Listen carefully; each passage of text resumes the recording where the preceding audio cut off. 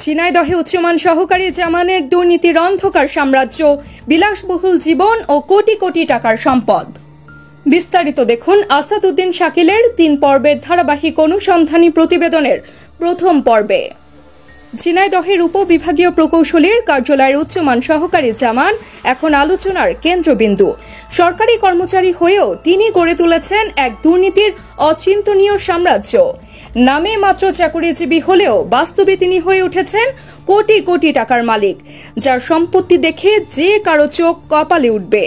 শহরের জমিন অনুসন্ধানে উঠে এসেছে, জামান চড়েন দামি ব্র্যান্ডের বিলাসবহুল গাড়িতে। শহরের অভিজাত এলাকায় রয়েছে রাজপ্রাসাদের মতো বাড়ি, যার নির্মাণ শৈলী ও ব্যয় দেখে যে কেউ বিস্মিত হবে। তার এই বিশাল সম্পদ থাকার বিষয়ে নানা প্রশ্ন উঠছে, কেননা তার সরকারি বেতন ও পদবি অনুযায়ী এমন বিলাসিতার কোনো ভিত্তি থাকতে পারে না।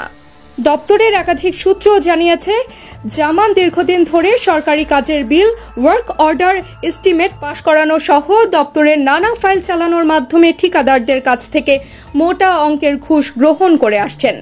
তিনি একটি অনুমতি ছাড়া কোনো কাজের অনুমোদন দেন না, আর এই ঘুষের টাকা দিয়ে তিনি নিজের সাম্রাজ্য বিস্তৃত করেছেন। অধিকাংশ ঠিকাদাররা জানিয়েছেন, জামানকে সন্তুষ্ট না করলে কোনো ফাইল চলতে দেয় না, ফলে তারা ন্যায্য পাওনা থেকে বঞ্চিত হচ্ছেন। এর মাধ্যমে জামান নিজেকে করেছে কোটি কোটি টাকার মালিক। এমনকি তিনি বিভিন্ন ঠিকাদারদের কাছ থেকে কাজ পাইয়ে দেওয়ার নামে আগাম টাকা আদায় করেন, কিন্তু পরে চুক্তি ভঙ্গ করে অন্য ঠিকাদারদের কাজ দিয়ে দেন। এতে করে অনেক ঠিকাদার আর্থিকভাবে ক্ষতিগ্রস্ত হলেও জামানের অবস্থান রয়ে গেছে অটুট। কর্মচারী হচ্ছেন আপনারা 6 জন। 6 জনের মধ্যে 3 জন অফিসে থাকে আর 3 জন সাইডে থাকে। আর কর্মকর্তা, ঊর্ধ্বতন কর্মকর্তা 4 জন। ওনারা কেউ আসেন না? আসে মাঝে মধ্যে আসে।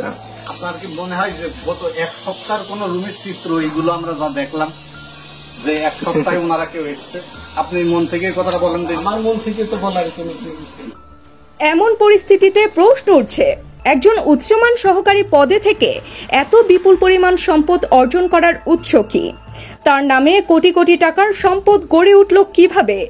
এ বিষয়ে জনসাধারণ ও সচেতন মহল দাবি করেছেন দুর্নীতি দমন কমিশনের জরুরি তদন্ত, কঠোর আইনগত পদক্ষেপ গ্রহণের। তবে এ পর্যন্ত দপ্তর বা সংশ্লিষ্ট কর্তৃপক্ষের কোনো বক্তব্য পাওয়া যায়নি। স্থানীয়রা আশঙ্কা প্রকাশ করেছেন, যদি দ্রুত তদন্ত না করে দৃষ্টান্তমূলক ব্যবস্থা না নেওয়া হয়, তবে সরকারি অফিসগুলোতে জামানের মতো দুর্নীতিবাজদের দৌরাত্ম্য আরও বাড়বে।